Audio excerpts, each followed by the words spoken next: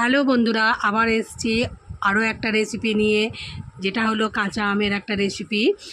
আমটা খুবই টক আর এতটাই শক্ত যেটা চাকু দিয়ে কাটা খুব কষ্টকর বলে আমি বটিতে কেটে নেবো লম্বা লম্বা করে। আর ভেতরে দেখছো কোলা এখনও নরম আছে, কিন্তু আমটার আঁটিটা খুবই শক্ত, যার জন্য কাটাটা খুবই কষ্টকর ছিল। বটি দিয়ে কাটাতে অসুবিধা হয়নি বলে বটি দিয়ে কেটে ফেললাম। আমি আমগুলোকে লম্বা লম্বা স্লাইস করে নিয়েছি। আগে থেকে আমটা পরিষ্কার করে নিয়ে শুকনো করে নিয়েছিলাম, তার জন্য আর পরিষ্কার করা বা জল দিয়ে ধোয়ার কোনো প্রয়োজন নেই।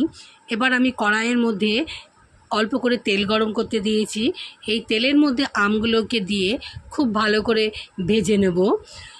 আমগুলোতে ভাজার সময় তার মধ্যে একটু হলুদ গুঁড়ো আর একটু লঙ্কার গুঁড়ো দিয়ে দেব। আর আমগুলোকে এতটাই ভালো করে ভাজতে হবে যাতে ভাজার সময় আমগুলো অনেকটাই নরম হয়ে যায়। এই আমের সিজনে প্রত্যেকের ঘরে একটু টক ঝাল মিষ্টি আমের আচার বা আমের চাটনি প্রতিদিন গরম ভাতের সাথে অবশ্যই থাকে। তার জন্য আমিও এখানে একটু ঝাল লঙ্কার গুঁড়োটা ব্যবহার করলাম। যেহেতু আমি তোমাদের সাথে যে রেসিপিটা শেয়ার করব সেটা হলো টক ঝাল মিষ্টি আমের চাটনি। তোমাদের সাথে কথা বলতে বলতে এখানে আমগুলো ভাজা কমপ্লিট হয়ে গিয়েছে। দেখতে পাচ্ছ কত সুন্দর করে আমি আমগুলো ভেজে নিয়েছি আর কতটা নরম লাগছে। এবার আমগুলোকে আমি তুলে নেব। আমগুলোকে এরকমভাবে ভেজে নিলে চাটনিটা তৈরি করবার সময় কম লাগবে আর খেতেও খুব টেস্টি হবে, যেহেতু আমগুলো খুব ভাজা থাকবে।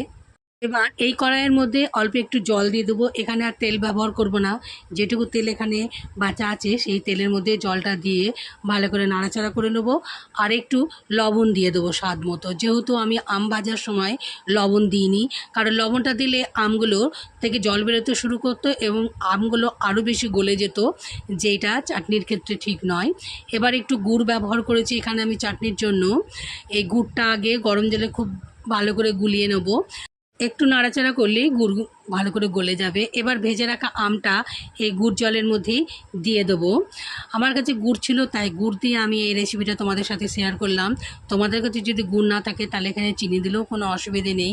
গুড় দিলে যেরকম টেস্টি হবে চিনি দিলেও ঠিক সেরকম টেস্টি হবে। এবার আমি 5 মিনিটের জন্য ঢাকনা দিয়ে দিয়েছিলাম যাতে আমের মধ্যে মিষ্টতা চলে আসে। এবার যতটা জল শুকিয়ে যাবে ততটাই আমের চাটনির টেস্ট বেড়ে যাবে। দেখো আমি দেখাচ্ছি একটা খুন্তি দিয়ে কতটা আমটা ভালো সেদ্ধ হয়ে গিয়েছে। এবার আমি একটা বাটির মধ্যে তোমাদের সার্ভ করে দেখাবো। আমের চাটনিটা রেডি হয়ে গিয়েছে। তার মাঝে আমি তোমাদের বলে দিই, নিচে যে বেল বাটনটা আছে অবশ্যই একবার সেটা প্রেস করো। আর ভিডিওটা ভালো লাগলে লাইক শেয়ার করতে ভুলো না। আর তোমরা যদি এই রকমভাবে চাটনিটা বানাও তাহলে কীরকম খেতে হয়েছে কমেন্ট করে অবশ্যই জানিও। আমার চ্যানেলে প্রথম হয়ে থাকলে চ্যানেলটাকে সাবস্ক্রাইব করো এবং পাশের বেল চিহ্নটাকে প্রেস করো। এবার দেখো চাটনিটাকে আমি একটা বাটির মধ্যে তুলে নিয়েছি। দেখতে যতটা সুন্দর লাগছে খেতেও ঠিক ততটাই সুন্দর হয়। গরম ভাতের সাথে খেতে এতটাই ভালো লাগে। তোমাদের কাছে অনুরোধ, তোমরাও একবার এইভাবে আমের চাটনি বানিয়ে দেখো, দেখবে খেতে খুবই সুন্দর লাগে। ভিডিওটা এখানেই শেষ করছি। আবার আসবো অন্য আরও একটা রেসিপি নিয়ে। টাটা।